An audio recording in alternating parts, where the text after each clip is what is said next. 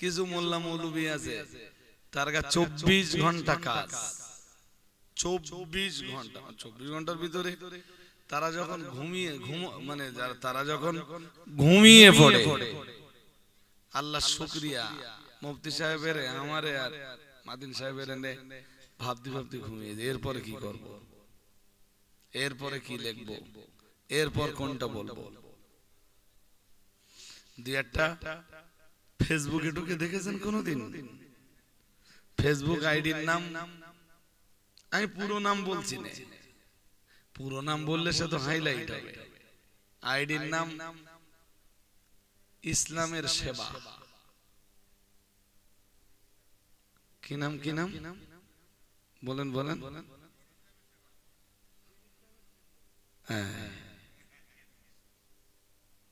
নামটা দেখছে কি সুন্দর, মানে মুখটা বিরাট মিষ্টি।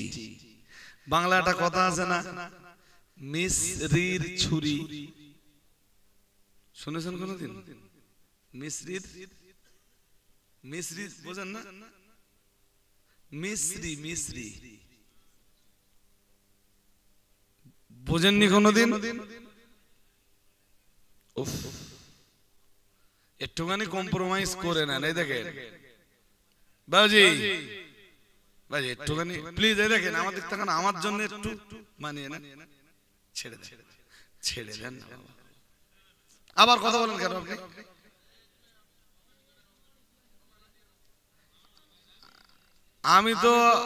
আমি তো ওনারে বলছি যে আপনি একটু মানিয়ে নেন, আপনি আবার কথা বলেন কেন? আমার ওয়াজ একবার ঘেটে গেলি বলে আমি ওয়াজের লাইন খুঁজে পাবো না। এখন তো মুখস্থ করে কিছু বলতে বসিনি, একটা জায়গা দিয়ে শুরু করেছি, একটা জায়গায় যে শেষ করবো ইনশাআল্লাহ। তা আইডিটার নাম আমি একটু অন্যভাবে বলছি, ইসলামের সেবা। ইসলামের সেবা। কে যেন পিছন থেকে একদম পুরো নামটা বলে দিলে। তো মিশ্রি ওই দোকানে যে মিষ্টি মিষ্টি মতন পাওয়া যায়, আছে না মুদিখানার দোকানে, এই মিশ্রি কেনার জন্য তো কেউ রসগোল্লার দোকানে যায় না, তাই না? তারপরে তাল মিষ্টি আছে। এই যে আজি জোর দিকে মন দিলে হবে না, তুমি তো মিশ্রি ছুরি জীবনে শুনুনি। মিশ্রি ছুরি কিরকম জানো? মিশ্রি ছুরি মিষ্টি, মিশ্রি ছুরি দিয়ে যদি জবাই করা হয় তবু মিষ্টি লাগবে, বুঝতে পারেন? মিশ্রি ছুরির অর্থ কি? জবাই করা হবে তবু ছুরি তো সালালি জবাই হয়ে যাবে। তো যারে জবাই করা হবে সে বুঝতেই পারবে না যে আমার জবাই করতে, এর নাম মিশ্রি ছুরি। তার নামটা না একটা মিশ্রি ছুরি। আপনি টাইম লাইনে ঘেটে দেখবেন, টাইম লাইনটা যদি দেখে টোটালটা তাতে যা যা আছে টোটালটাই আমাদের নামে গালিগালাজে ভরপুর। বললে অবাক হবেন, আইডিটা একটা ফেক আইডি। আইডিটা ফেক আইডি। কে চালায় আমরা গোষ্ঠী শুদ্ধ সবাই জানি। মুফতি সাহেব জানেন, মাদিন সাহেব জানেন, আমি জানি, আমাদের সাইবারের ছেলেরা জানে, আঞ্জুমানের আলেমদের অনেকেই জানে। চালাচ্ছে মাথায় খুব ফাইন টুপি, আমার চেয়ে সে টুপি দেখতে সুন্দর, মুখে দাড়ি, গায়ে গোল জামা, কথাবার্তা শুনলে মনে হবে আকাশ থেকে ফেরেশতা নেমে এসেছে। এক সময় মুফতি সাহেবের অনেক গুণগান গেয়েছে।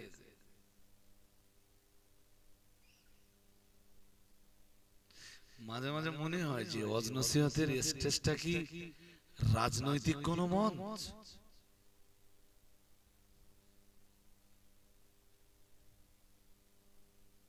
রাজনীতিতে এটা হয়। আজকে যে টিএমসির পক্ষে বলছে, কালকে সে টিএমসির গাইল দেয়, হয় না? কথা বলা, আমি রাজনৈতিক জগতের লোক না। শুভেন্দু অধিকারী নাম মনে পড়ে? কথা বলা, শুভেন্দু অধিকারীর নাম মনে পড়ে না? এক সময় কোন দলে ছিল? টিএমসি। এখন কোন দলে? যখন যখন আমি রাজনীতির জন্য বলছি না, বলো, শুভেন্দু অধিকারী যখন টিএমসি তে ছিল, একটা ভিডিওতে আমি দেখেছি, নিজে বক্তৃতা মঞ্চে উঠেই বলছে বিজেপি হটাও, পরের স্লোগান দেশ বাঁচাও, দেশ বাঁচাও। ভাই আরেকটু বাড়ান, আমার যতটা দরকার ততটা নিতে পারছে না। বক্তব্যটা কি? বিজেপি হটাও, দেশ বাঁচাও। সেই এখন বলছে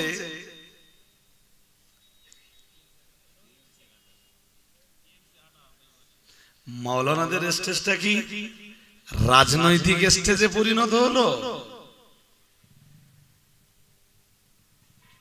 হতেই পারে তুমি যে গোষ্ঠীতে ছিলে আজকে সেই গোষ্ঠীতে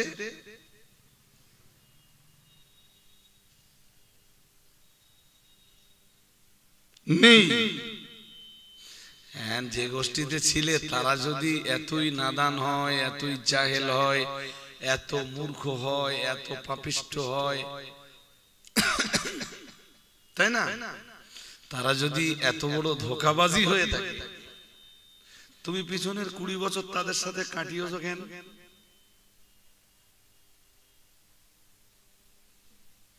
কুড়ি বছরে কোনদিন তোমার চোখ খুললো না।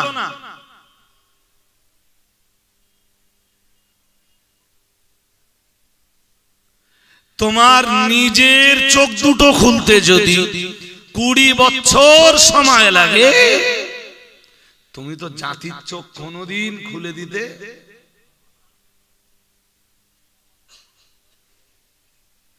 আর এক ভদ্রলোক বছর 40 কাটালো। কত বছর? উফ, সে এখন মুফতি সাহেবকে বলতেছে ভণ্ড। হাও হাও করে কোন এক স্টেজে কাঁদলে, অনেকটাই কেঁদে নিলে, বললে কাইম সাহেব যদি মরে যায়, বাঙালি জাতির উপায় কি হবে? দাঁড়িয়ে দাঁড়িয়ে জাতির কান্না ছাড়া কোন রাস্তা হবে না। সেই এখন মুফতি সাহেবের বলতেছে কি হয়েছে তাতে? মুফতি সাহেব দাউদ কমে গেছে, জামিয়ার দান কমে গেছে, মুফতি সাহেবের আধিপত্য কমে গেছে।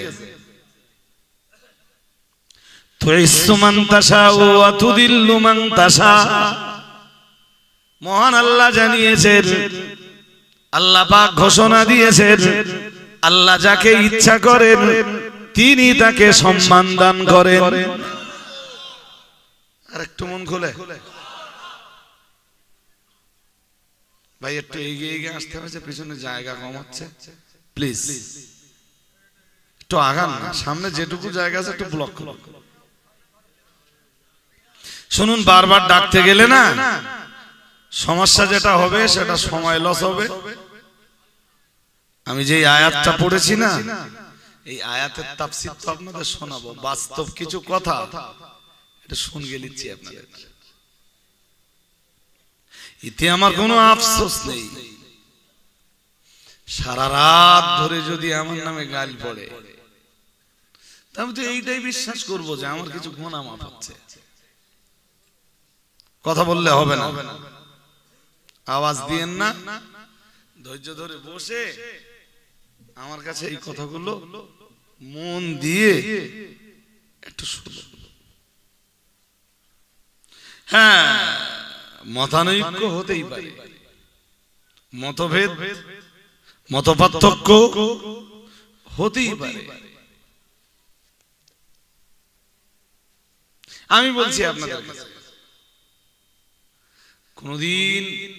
কোনদিন যদি আমার এখন ভালোবাসার মানুষ যারা, তাদের সাথে মতানৈক্য কখনো হয়, আমি যে পিছনের 15-20 বছর তাদেরকে ভালোবাসবো, ভালো বলে স্লোগান দিলাম, ভালো বলে আওয়াজ দিলাম, পরবর্তীতে খারাপ বলতে গেলে সবার আগে, পরবর্তীতে যে খারাপ বললাম মানে সবার আগে নিজেরে তো বুঝে দিল।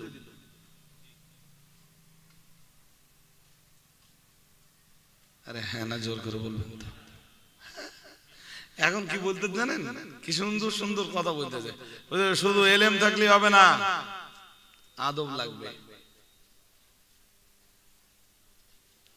তার মানে আঙ্গাজে একটু অর্ধেক এলেম আছে, এটা স্বীকার করে।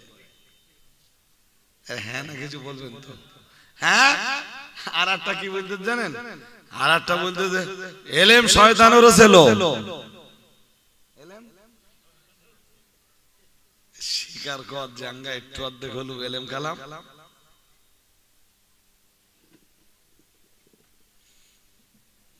এলেম শয়তানের ছিল, সে শয়তান জাহান্নামী হয়ে গেছে। তাহলে ওই হুজুরির বক্তব্য অনুযায়ী জাতিকে এখন বলতে হবে, ভাই যদি জাহান্নাম থেকে বাঁচতে চাও, খবরদার কেউ এলেম অর্জন করো না। এলেম অর্জন করলি বলো শয়তানের মতো জাহান্নামে যাবা। ফতোয়া কি এইটা হবে? গোমড়া গুলো সামনে বসে বসে বসে বসে অতি সুবহানাল্লাহ বলতে দে। দেখ তোরা জিন্দাবাদ দে। হ্যাঁ, কিছু মানুষ আছে ভাই যারা কোরআন বলেছে, আমি না। সূরা বাকারার 78 নম্বর আয়াত এক্ষুনি খুলেন। আল্লাহ পাকের কোরআন জানিয়েছে, ওয়ামিনহুম উম্মিয়ুনা লা ইয়ালামুনাল কিতাবা ইল্লা আমানিয়া। মহান আল্লাহ জানিয়েছেন ওয়ামিনহুম উম্মিয়ুন। মহান আল্লাহ জানিয়েছেন আর ওই ইহুদিদের ভিতরে কিছু মূর্খ রয়েছে। মহান আল্লাহ জানিয়েছেন ওই ইহুদিদের ভিতরে কিছু নিরক্ষর রয়েছে, যারা লিখতে জানে না, পড়তে জানে না। কাদের কথা বলতেছেন? ইহুদিদের। কি বলতেছেন আল্লাহ? আল্লাহ পাক রব্বুল আলামিন বলেন ওয়ামিনহুম উম্মিয়ুনা, ওদের ভিতরে কিছু নিরক্ষর রয়েছে, ওদের ভিতরে কিছু উম্মি রয়েছে। লা ইয়ালামুনাল কিতাবা, আল্লাহ পাক রব্বুল আলামিন জানিয়েছেন যারা কিতাবের কিছুই জানে না, তৌরাতের কোনো জ্ঞান যাদের নেই, তৌরাতের কোনো ইলম যাদের নেই, আল্লাহ পাক রব্বুল আলামিন জানিয়েছেন ইল্লা আমানি, তৌরাতের কোনো জ্ঞান যেমন নেই, তৌরাতের উপরে কোনো আমলও তাদের নেই, এরপরেও তাদের বুক ভরা আশা রয়েছে তারা জান্নাত পাবে। মন দিয়ে শুনুন, আল্লাহ ইহুদিদের কথা বলতেছেন যে তৌরাতের কোনো ইলম তাদের নেই, কিছু নিরক্ষর আছে যারা লিখতে জানে না, পড়তে জানে না, তৌরাতের কোনো জ্ঞান তারা হাসিল করেনি, এরপরেও তাদের আশা আকাঙ্ক্ষা, তাদের তামান্না আছে যে তারা কখনো জাহান্নামে যাবে না, তারা জান্নাত পাবেই। তারা জান্নাত,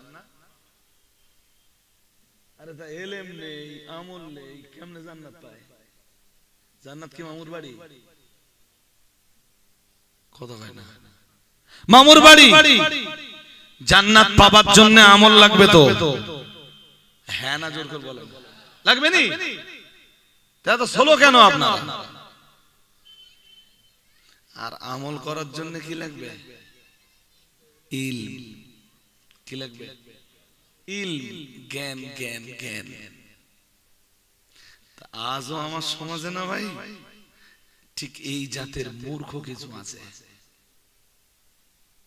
আল্লাহ ওই কথাটা কোরআনে যায়, ইহুদিরা কিছু নিরক্ষর ছিল, তারা লিখতে জানতো না, পড়তে জানতো না, কোনো জ্ঞান তাদের ছিল না, এরপরেও জান্নাতে যাবার তামান্না, জান্নাতে যাওয়ার আকাঙ্ক্ষা, জান্নাতে যাবার চাহিদা তাদের ছিল।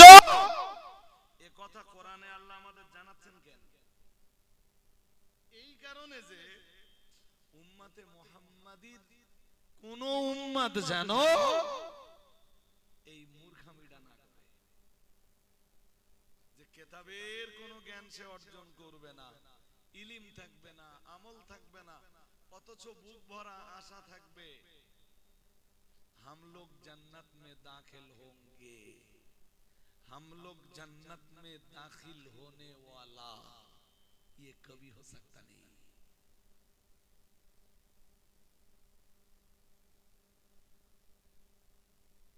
উম্মতে মুহাম্মাদীর ভিতরে কেউ এইরকম মিথ্যা আশা যেন না করে। তাই আল্লাহ ওই আয়াতটা কোরআনে দিয়ে উম্মতে মুহাম্মাদীকে শেখাচ্ছেন। আর একটু মন খুলে বলো,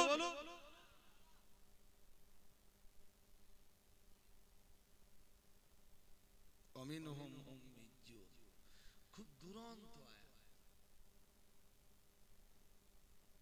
খুব দুরন্ত আয়াত কোরআনের। ইহুদি জাতির কাছ থেকে শিক্ষা নাও। তুমি সারা জীবন মূর্খামি করবা, মূর্খের তাবেদারি করবা, মূর্খের মূর্খামিতে জিন্দাবাদ লাগাবা, মূর্খরে আল্লামা বলে স্টেজে তুলে দেবে, আর তুমি ভাববে हम लोग जन्नत में दाखिल होने वाला, ये कभी हो सकता नहीं।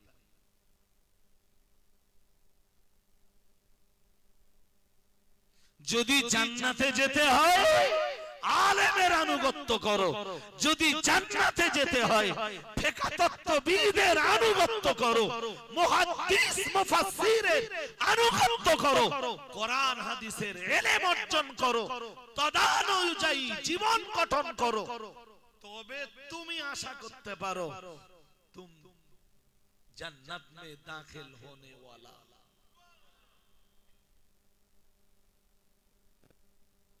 বুঝতে অসুবিধা হচ্ছে নাকি? হ্যাঁ, অন্ধের মতো মূর্খরে আনুগত্য করে যাচ্ছে। হাফেজ সাহেব সভাপতিত্ব করছিলেন না, কোথায় ছিল? নেই, ভুল বলিনি তো? হাফেজ সাহেব, আপনাদের গ্রামেও অনেক আলেম হাফেজ আছে, হাফেজদেরকে জিজ্ঞেস করলে খুব ভালো পাবেন।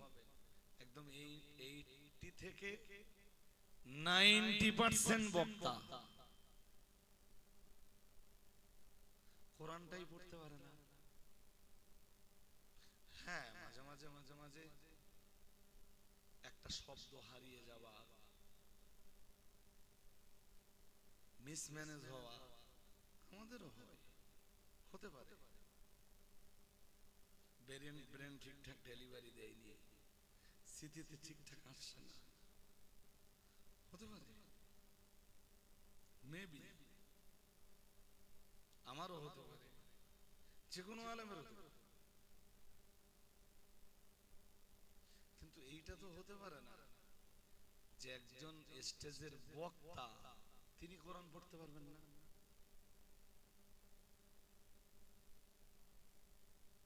একটা হাদিস আপনাদের শোনাই, কেউ কেউ হাদিসটা শুনেছেন এর আগেও,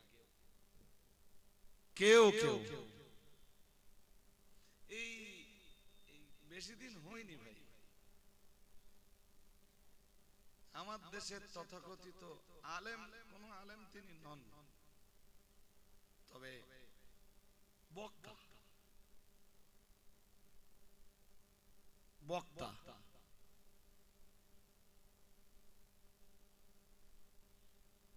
কিরাম বক্তা জানেন? কখনো ঘোড়া ছুটাচ্ছে, ঘোড়া ছুটতে ছুটতে 2 ঘন্টা শেষ গেল। তা দেখলাম কোন একটা বিষয় প্রতিবাদ করছে। তো প্রতিবাদের ভাষা কি, প্রতিবাদের ভাষা যাই হোক ভাই, প্রতিবাদের দলিল শয়তানের ডায়েরি। দলিল, দলিল কোরআন না হাদিস, কথা বলেন না, ইজমা তাও না, কিয়াস তাও না, আকওয়ালে উলামা, উলামাদের কথাবার্তা তাও না। দলিল বলুন, বলে ফেলুন, শয়তানের